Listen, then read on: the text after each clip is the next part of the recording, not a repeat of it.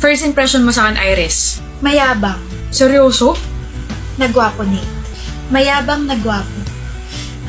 Your whole appearance kasi, sobrang intimidating and the way you talk, ito nagmayabang ka. So, una pa lang pala, attracted ka na sa akin. Yeah. Tama ka. Aba, hindi na nahihiyang magsabi ng totoo? Siyempre, boyfriend na kita eh. Why would I get shy pa rin, diba? Eh, ikaw, what's your first impression sa akin? Gandahan mo ah. Maganda. I said gandahan mo, hindi ko sinabing rektang sabihin mo na maganda ako. Pero totoo namang una pa lang nagagandahan na ako sa'yo. Have you seen yourself sa harap ng mirror? Wow. Perfect. How about your second impression sa akin? Masungit. Inirapan mo ako nung nahuli mo ako nakatitig sa'yo. Because you were being creepy kaya. First day of school natin, tapos you were already staring at me. Nakatingin ako sa katabi mo, hindi sa'yo. Ah, sa katabi ko. Ah, ganon. Oy, selos. Pader yung katabi mo nung time na yun eh. Oo nga no. Magagalit ka pa ah. Whatever. Oh my gosh, Nate, wait for me. Hindi naman ako aalis nang hindi ka kasama. Chill. Eh kasi hawak mo na yung bag mo eh. Malamang uwian na kaya dalawa na tong bag ko. Akala ko kasi mauuna ka na. Iris, I told you a while ago na sabay tayo uuwi. Sabay tayo palagi. You know that I don't break my promises. Is it true na may road trip tayo tomorrow, Nate? Like, finally, ganun mangyayari na? And ni-recommend yun ni Vander. I'm very excited! Ikaw ba, Vander? Excited ka na rin ba para sa amin ni Nate? Vander? Vander! Bakit pre? Okay ka lang? Nakikita mo pa rin ba sila Nate at Iris kahit saan? Pre, hindi kahit saan. Doon lang sa mga lugar kung saan sila madalas tumatambay. Kung saan natin sila madalas nakikita. Pati boses nila naririnig ko palagi. Pinaparasahan yata ako kasi miski yung mga sigaw nila. Rinig ko. Tandaan mo, wala kang kasalanan. Kung hindi ko na-recommend na mag-road trip sila, hindi sila maaksidente. Hindi sana mahuhulog yung sasakyan nila sa bangin. Buhay pa sana sila at sinaselebrate sana natin yung birthday ko ngayon. We can still celebrate your birthday, Vander. It's been 2 years. 2 years pero sobrang pait nang nangyari iyan. Para ko na rin silang pinatay sa ginawa ko. Namatay pa sila sa mismo kong birthday, so no. I don't want to celebrate my birthday sa death anniversaries nila. Hi Kenzie, good morning. Ano meron? Bakit ka bigla na good morning? Masama ba mag-good morning sa'yo? Hindi naman, pero sa tagal natin magka-blockmate, ngayon mo lang ako kinausap, Aleric. I'm in a good mood, kaya good morning. You're suspicious. Kalma ka lang, Kenzie. Pag ganyan yung itsura mo, lalo ka nagiging cute eh. Kenzie! You're talking to me again? Sinabi ko na sa'yo kahapon, diba? I find you interesting. I don't believe you. Di kita pipilitin. Pero lumapit lang ako sa'yo dahil o-offera kita ng panyo dahil may pawis dyan sa gilid ng noo mo. Cute mo mahiya. Meron ako sariling panyo. This past few days, di mo na ako masyadong sinusungitin ha. Bumabait ka na sa akin. Bakit kaya? Huh? Okay lang yan, Kenzie. Lalambot din yung puso mo sa akin. Aleric, free ka ba mamaya? Oo naman. Para sa'yo palagi akong free. Gusto mo ngayon na tayo mag-usap eh. Vacant naman natin ngayon. Okay. So, what do you wanna talk about? O, importante yung sasabihin mo ah. I just wanna ask if bakit sobrang bait mo sa akin? That's your question. Just answer it. I told you, I find you interesting. May gusto ka ba sa akin? Of course, I like you. I like you too, Aleric. Seryoso mo naman masyado. I like you. You're kind, you're sweet, and... Seryoso? You like me? As in, gusto mo ko? You have feelings for me? Yes. Sorry, akala mo ba may gusto ko sa'yo kaya sinabi mong gusto mo rin ako? Kenzie, hindi kita gusto. Hindi kita type. Si Charlie, yung best friend mo, si Charlie yung gusto ko. Ang ibig ko sabihin nung sinabi kong I like you to be our bridge. Yun. Huh? Di ko na to dapat sasabihin sa'yo pero ano ba yan? Medyo slow ka pala. I need to like you kasi magpapatulong ako sa'yo kay Charlie. I am kind to you para makwento mo ko sa friend mo. Plus points, ganun. So you don't have any feelings for me? Wala, kadiri naman. I mean, Everything that you said, lahat ng mga actions mo sa akin, walang totoo ron? sabihin mo na lang kung ayaw mo kong tulungan. Okay, tutulungan kita. Talaga? Is everything okay here? Charlie? Kenzie? Okay ka lang? You look constipated. Okay lang ako. You're not fine. Anong ginawa mo sa kanya? Uy! Wala akong ginagawa. She wouldn't make this face if wala kang ginagawa sa kanya. What did he do? He likes you, Charlie. Alaric likes you. Talaga? Tama siya. Charlie, gusto kita. He likes you so much to the point na nilapitan niya ako at nagpretend siya na mabait sa akin para tulungan ko siya sa'yo. Uy! Ano ka ba? Akala ko ba tutulungan mo ko? Ano na lang pala kung gusto rin ako ng best friend mo? Ang hira to. Hindi totoo yung sinabi ni Kenzie, Charlie. I didn't pretend. Gusto mo ako? Oo, gusto kita. Tama ka. Gusto kita. Talaga? See? Gusto kitang sapakin sa bunbunan mo. Ano?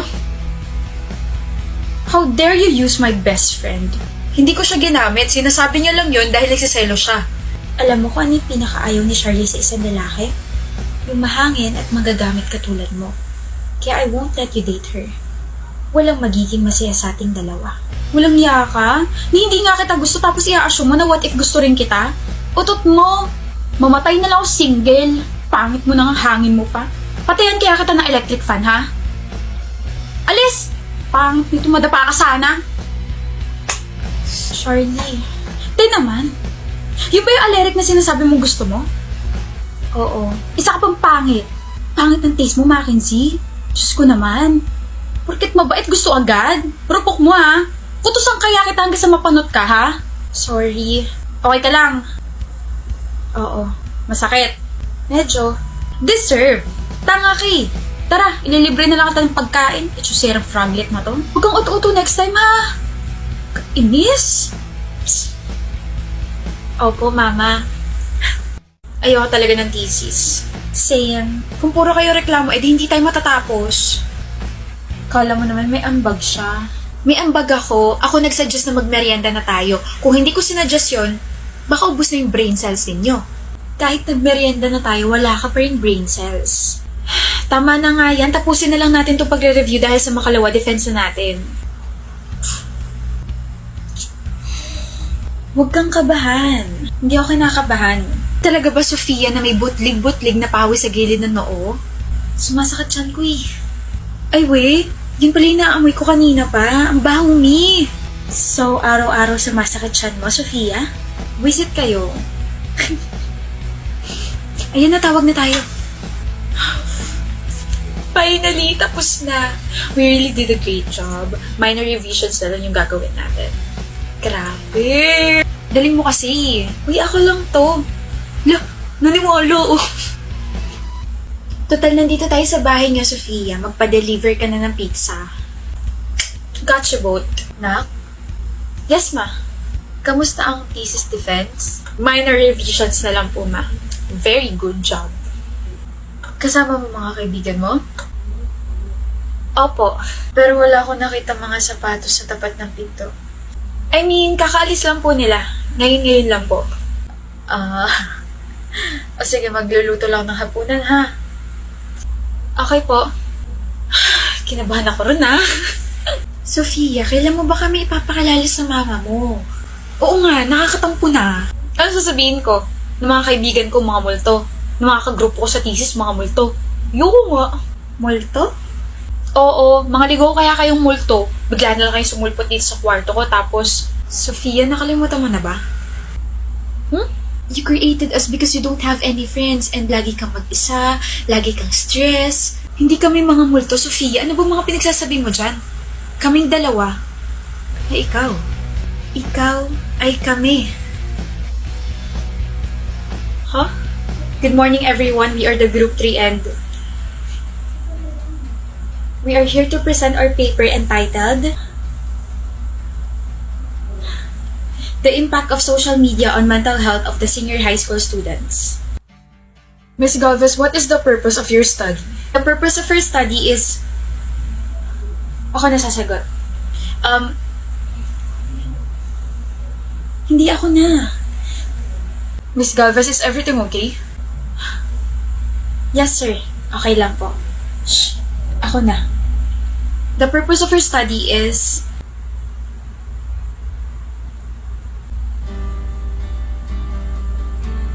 Nak? Po? Punta na tayo ospital. Alam niyo po, hindi na kita iiwan eh. Halika na. Punta na tayo ospital. Pa-check up ka na. This chair is so beautiful. Thank you, Dorothy. Timmy, It's nice to see you again. Mukha ka pa rin isda. you look great. Hindi na ako mukhang dugyot, no? Gwapo na. Gwapo pa rin. Okay. Sabi mo eh. Kamusta ka na? 11 years na yung nakalipas, no? Huling kita pa natin nung senior high tayo. Senior high students na may feeling sa isa't isa. Dorothy, hindi ka ba napapagod, ha? It's Dory. Ano ka isda? Tatawagin kitang Dorothy kasi yung pangalan mo Dorothy. Ano na? Hindi ka ba napapagod ha? Napapagod lalo na kapag ikaw yung kausap ko. Pick up line yun, Dorothy. Pick it up naman. Baka keep up. Kanya-kanya tayong vocabulary si Nation dito. Huwag kang bida-bida. Ano na? Hindi ka ba napapagod? Bakit? Kasi kanina ka pa tumatakbo sa isip ko. Oh, she, mga banat ni Team in the house. Boom, Panes, ikaw lang ang team me, tibok ng puso ko. Aray! Oh, Sorry, Timmy. okay ka lang? Mag-ingat ka kasi. Bakit pa ako mag-iingat kung ikaw naman yung sasalo sa akin, hindi ba? I know I'm in good hands. Oh, she, nabulok bigla ang banat ni Timothy nang may matamis ang banat ni Dorothy. Oh, she. Busy ka? Magsasabi ka na naman ng pick-up line. Hindi. O ano? Saan mo natutunan yung mga pag-ganun-ganun mo ha? Hindi ka naman lumalaban dati ah. Bakit masama? Hindi. Nakakagulat lang kasi lalo kang gumanda sa paningin ko nung ginawa mo yun. Marupok ka, no? Sa'yo lang. Paano pala kapag di pa ako ready sa commitment? Eh di hindi. Nga, hard pass. Takte, wala pa ngang love. Nag-hello goodbye na agad. Pangit yun, Chong. Honestly, I really find you interesting, Timmy. Kahit tanggalin mo na yung word na interesting at palitan yung phrase na I found you, Timmy, para alam kong nahanap mo na yung para sa'yo. I found you, Timmy. Me too. Pero hindi pa ako ready mag-commit sa isang relationship. Pero gusto mo ko. Kasi after graduation, aalis na ako papuntang Canada. Pero gusto mo ko, Dorothy. Sobra. Enough na sa kanya para hintayin kita. Anyway, kakabalik mo lang ba? Well, I just got back from Canada last week and naghahanap ako ng mga gamit for my condo. Dahil dyan, ililibre kita ng mga gamit galing dito sa furniture shop ko. Mo? Akin to. Nakaluwag-luwag kaya yun pinatayo ko na 2 years ago. Para sa family mo? Huh? Hindi. Of course, it's for your family. Para sa baby mo. Baby, wala pa akong anak. E di para na lang sa loved ones mo. Para sa wife mo. Future wife siguro. For your fiancé. Pinatayo ko tong shop para sa'yo. Huh? Biniro mo ko dati na kung hindi ka aalis papunta Canada, sure ka nang ako na ang pakakasalan mo. At gusto mo ako yung mismo magde-design ng mga furnitures natin, di ba? Timmy. I-furniture shop na ako nag-design, no? Ikaw na lang yung kulang. Pero I guess hindi na pwede. Kasal ka na eh. Hindi pa. Fiancé mo pa lang? Tanga ka talaga kahit kailan, no? Masama bang maglagay ng accessory sa ring finger? I try to forget you pero yung mga banat mo naririnig ko pa rin hanggang sa Canada. What took you so long na umuwi rito? Tinapos ko pa yung kontrata ron eh. Nag-ipon pa ako. Sorry if I stop responding to your messages. Akala ko kasi hindi mo kaya. Pero kinaya ko. Matagal pero kinaya ko. Sabi ko sa'yo eh, enough na yung malaman kung gusto mo ko para antayin kita hanggang ngayon. Yun na kaya yung pinakawakan ko. Paano pala kapag naiba na ako? E di iiyak, acceptance, tapos mag-move on. Hindi na mangyayari yun kasi I'm still single, I'm still in love with you, and I'm staying here for good, Timmy. Alam ko namang may kama rito, pero huwag kang magstay dito, Dorothy. Sa bahay ko na lang. Hoy! Visit ka! It's nice to finally see you again. Mahal pa rin kita, Dorothy. Ano bang gagawin natin ngayon, April? Mag-aaral siguro kahit tapos na yung school year. Malamang magbabandi kasi finally pinayagan ka ng mag-overnight. Uy! Anong overnight? Eh hanggang 6 p.m. lang ako. Sabi mo pwede ka. Anong oras na ba? 8 p.m. O tignan mo, matalino ka nga minsan pero mas madalas kang tanga. Okay lang, magsi-skincare na lang ako. Aba, akala mo ikaw lang? May skincare din ako. In fact, tapos na nga ako eh. Oh, are you competing with me again? Well, my skincare makes me glow so much. I have first my toner and then my serum. Lah, ganyan din dala ko ngayon eh. Ito, this is my toner, the L'Oreal Glycolic Bright Toner. Pati sa skincare parehas tayo. Well, ginagamit ko to kasi it has a 5% glycolic acid. And it also targets my dullness, roughness, dark spots, and uneven skin. Pagkatapos ng toner, maglalagay na ako ng serum. Ay, uunahan na kita dyan because my serum is infused with niacinamide and 1% glycolic acid. Don't tell me L'Oreal Glycolic Bright Serum yung gamit mo. How did you know? Kasi yan rin yung gamit ko. Very suitable sa lahat ng skin types. And I'm glad na nag-work to sa akin. Gaya-gaya. Putumaya. Paglaki. Buhaya. Wow. Late na late, Kayla. I'm sorry. Ang importante nandito na ako.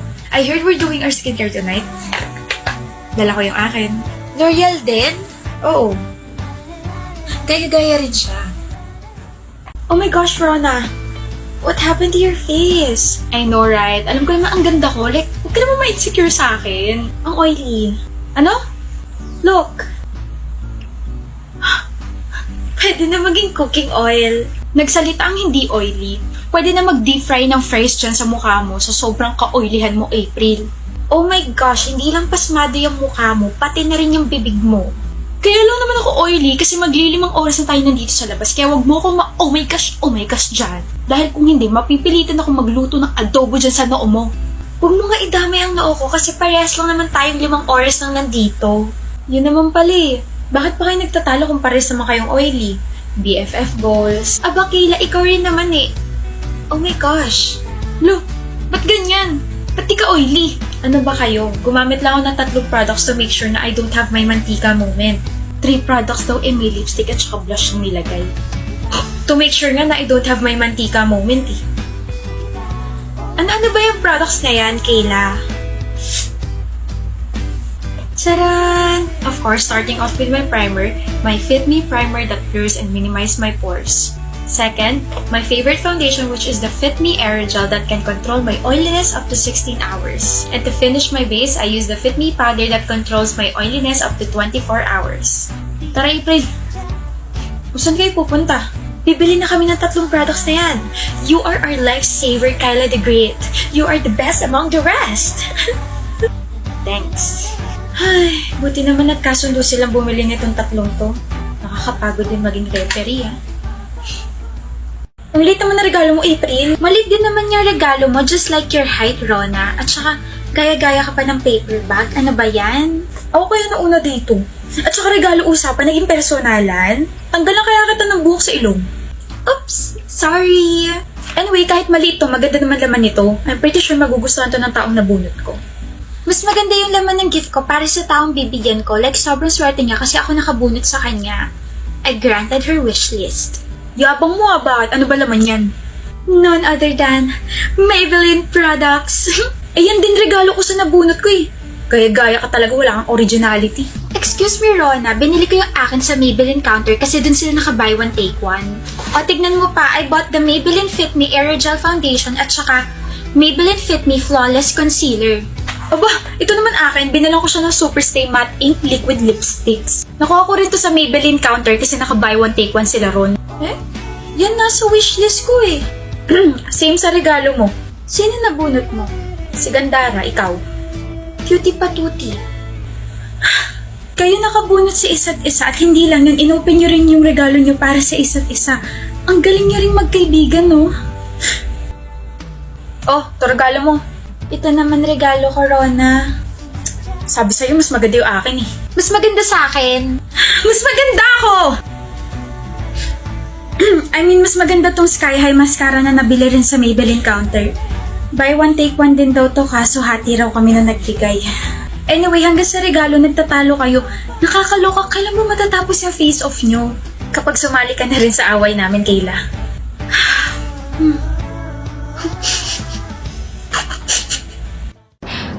Buntis ako. Oh. Congrats. Congrats din sa'yo. Magiging daddy ka na. Really? Sa'yo talaga to. Promise.